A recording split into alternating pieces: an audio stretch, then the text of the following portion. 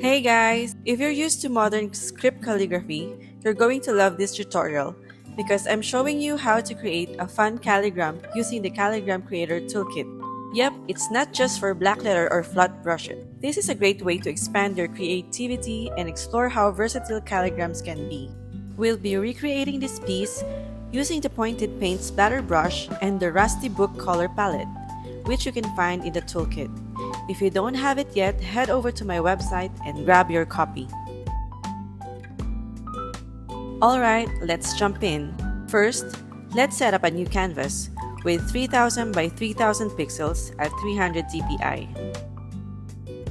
A high resolution gives us more flexibility, and maybe you would like to print it or share it on your social media. Now, let's change the background color to black. Next, rename the layer 1 to grid. Then, we'll choose the white color. And from the brush library, choose the grid circle brush. We'll stamp it on the canvas. Then from the transform tool, click fit to canvas. Lower the opacity of the grid so it's just there as a guide. Now let's set up the drawing guide. Go to the Actions menu, hit Canvas, and turn on Drawing Guide. We'll edit the guide to use symmetry. This is the key for creating perfectly mirrored designs in our calligram. From the guide options, choose Horizontal and turn on Rotational Symmetry. Change the guide color to white, then click Done.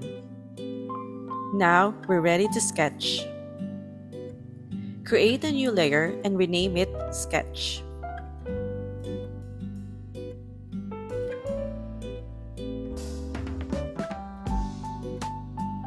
Turn on Drawing Assist so the symmetry feature is active. For sketching, let's use the pencil brush.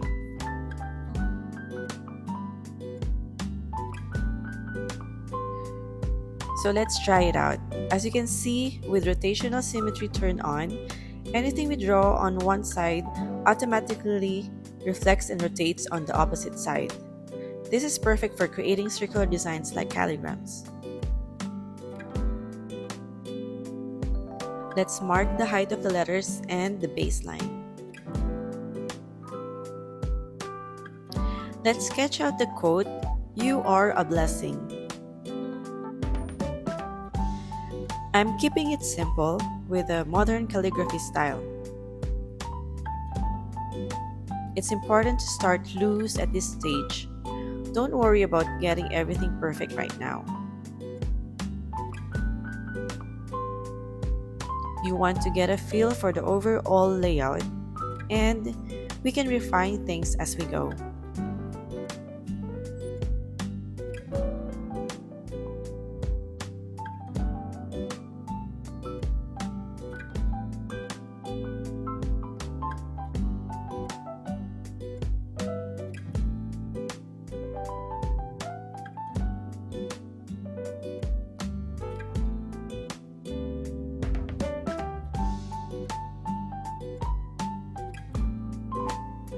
We can do some sketches of the flourishes and let's see how it goes.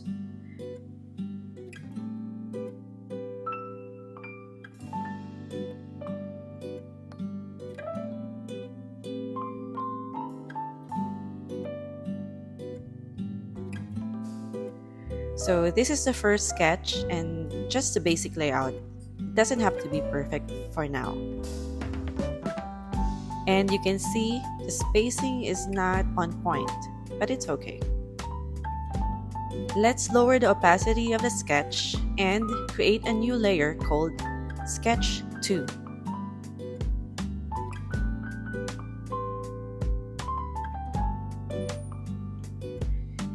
And don't forget to turn on the Drawing Assist.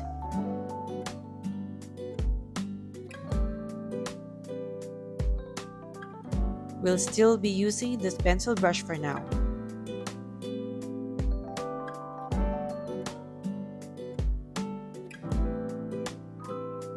This step is where we start refining. Focus on the spacing and make sure the letters float well together.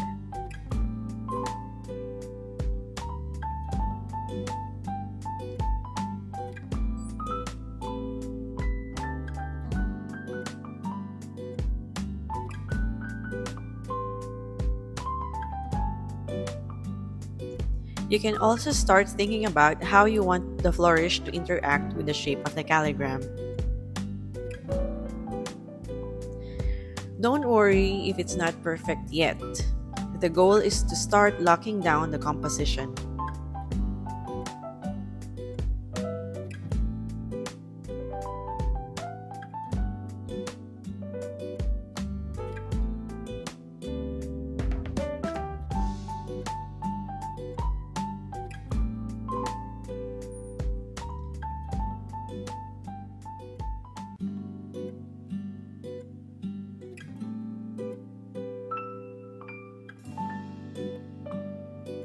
So let's see.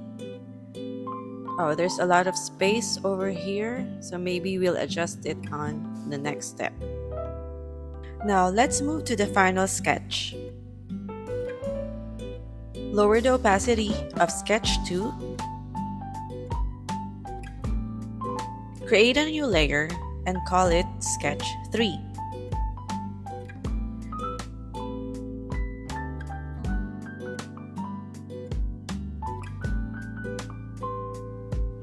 Turn on the drawing assist again.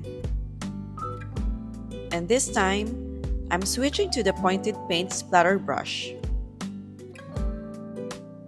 With the pointed splatter paint brush, the streamline is perfectly balanced, giving you smooth strokes while forming your letters.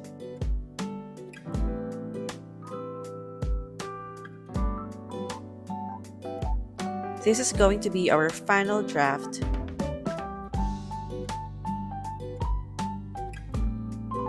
So focus on spacing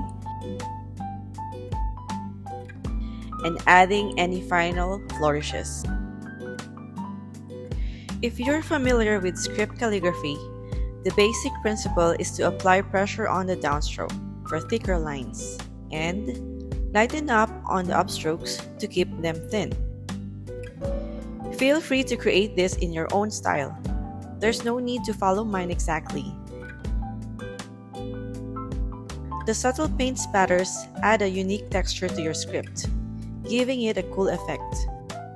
Have fun and go with the flow. So now, let's zoom out and check the spacing. Let's hide the sketch 2 layer.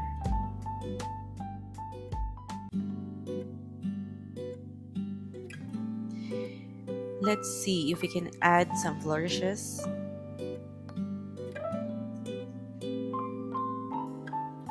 Maybe we can add it here or here.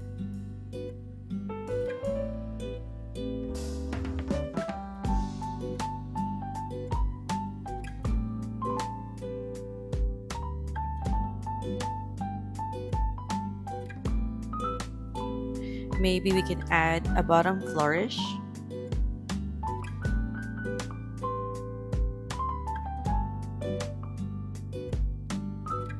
Then a few details for the letter S. Yeah, I think this is good and we can now go to the next step. Now let's go to the composition. Since we're going to use sketch 3 as the main artwork, I'm going to rename it to Medium.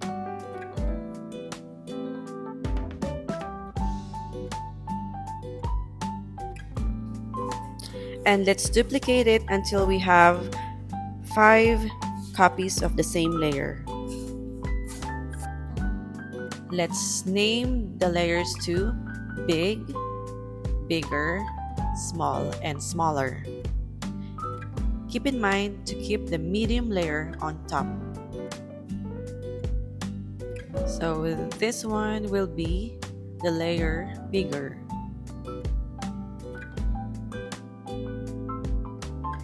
Then this one will be small.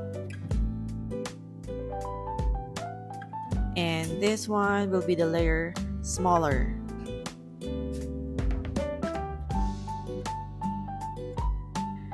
Now choose the big layer, resize it to fit the canvas. Then let's lower the opacity to around 60%. Now for the layer bigger, we will resize it slightly overlapping the other layer, like so. Make sure the snapping tool is on so that we'll have it centered on the canvas. And then lower the opacity to around 50%. I'm just adjusting the big layer a little bit so there's an overlap. You want each layer to peek through the others. Now for the layer small, resize it so it's just a bit smaller than the medium layer. Move it so it will be snapped to the center. Drop the opacity to around 75%. The smaller layer will be our smallest layer. Just make sure everything is centered and keep an eye on the overlap. Let's add some color. I'm using the Rusty Book palette from the toolkit. Start by filling the medium layer with a rusty orange. Let's turn on the alpha lock so the color stays within the lettering. Let's use a rusty brown for the small layer. Turn on the alpha lock, then fill layer. Now let's use the teal green for the smaller layer. Turn on alpha lock and fill layer. Let's use the same teal green for the big layer, then turn on alpha lock and fill layer. Now for the last layer, let's see. Let's go with a darker teal.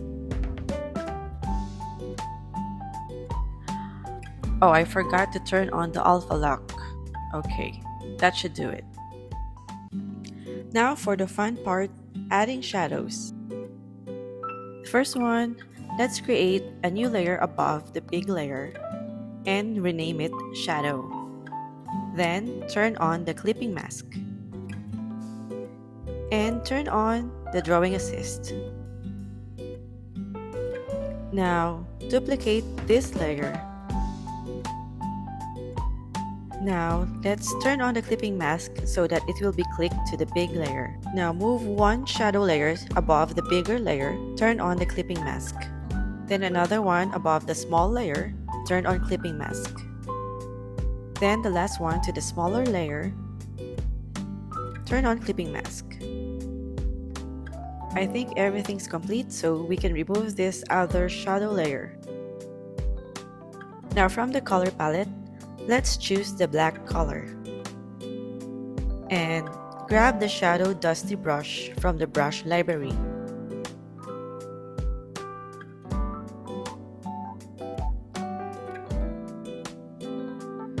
First, let's create the shadow for the medium layer.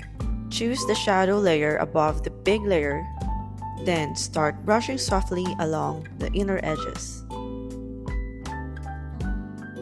Notice how the shadow adds a sense of weight to the letters. It's such a small detail, but it makes a huge difference.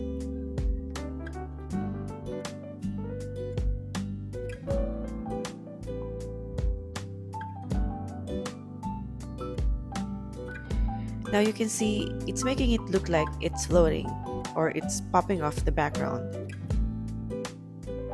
Now, since the drawing assist is turned on, it's reflected on the other side of the canvas. Just continue brushing softly until you're satisfied with the shadow effect. We'll repeat the same process for the other layers. Now let's create the shadow effect of the big layer by choosing the shadow layer on the bigger layer. So let's brush a few shadow on this side and a few on this side.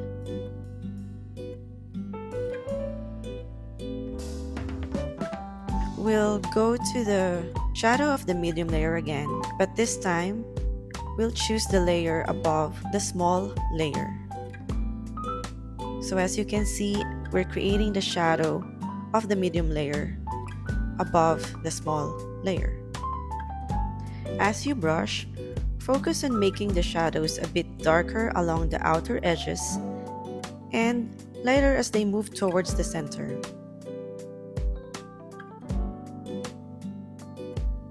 Now let's create the shadow for the small layer. Brushing here so that we will have a little bit of a 3D effect. The shadows really create the illusion of light hitting the object, making it look like it's floating or popping off the background. Let's turn off the grid for now and let's see how it looks. Wow, it's starting to take shape. Time to add some highlight.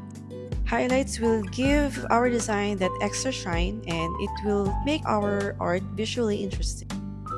Let's create a new layer above the medium layer and name it Highlight. Turn on the Drawing Assist and Clipping Mask. Use a light yellowish color for the highlights.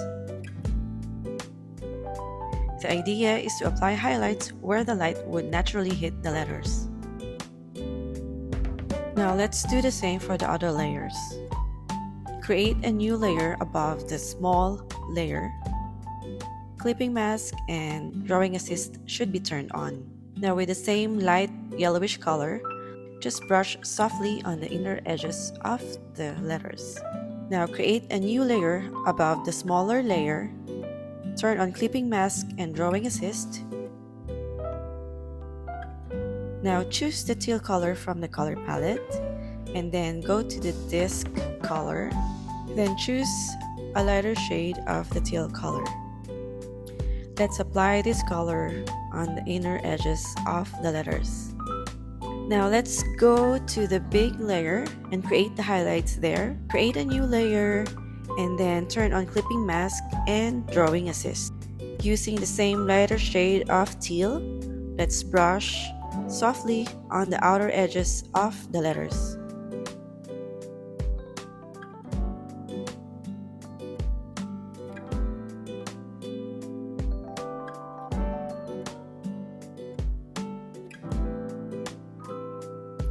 Just zoom out for now and see how it looks like. Now let's create the highlights for the bigger layer. Create a new layer above it and turn on Clipping Mask and Drawing Assist. I'm using the teal color. Brush some highlight on the outer edges of the letters.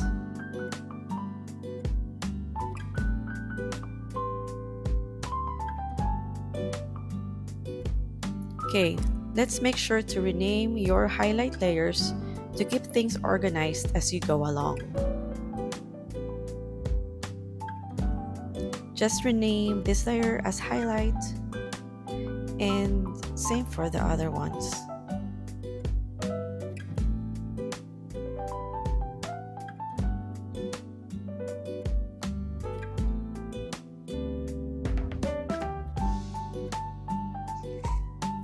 And finally, let's add some texture.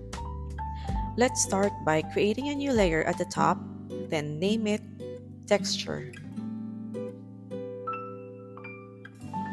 Then from the Brush Toolkit, grab the Uneven Concrete brush. It's under the Texture section. Let's adjust the size of the brush and then let's pick a white color and brush across the canvas.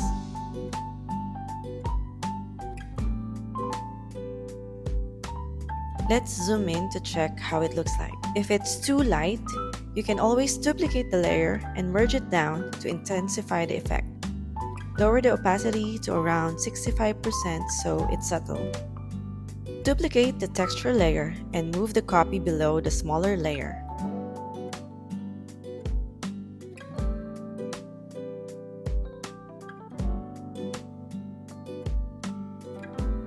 For the top texture layer, click Invert to switch the white to black. This creates an interesting contrast, making it look like the texture is part of the letter itself. And for the final touch, add the shadow layer above the bottom texture, and again rename this as shadow. Choose the black color, and then use the shadow dusty brush to add some soft shadows around the edges. Let's adjust the opacity of the bottom texture so it will be more visible. Oh, let's not forget to turn on the drawing assist so everything will be reflected on the other side.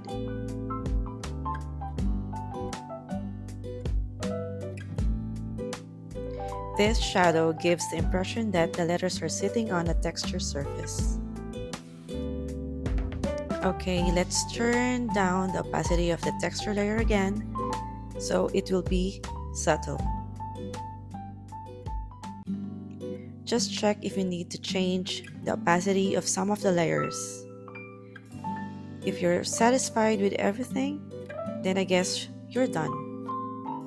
We've just created a beautiful circular calligram using the Calligram Creator Procreate Toolkit. I hope you enjoyed this tutorial, and I'm really looking forward to see your work. If there's anything specific that you want me to cover in the next video, let me know in the comments. Thanks for watching, and I'll see you in the next video.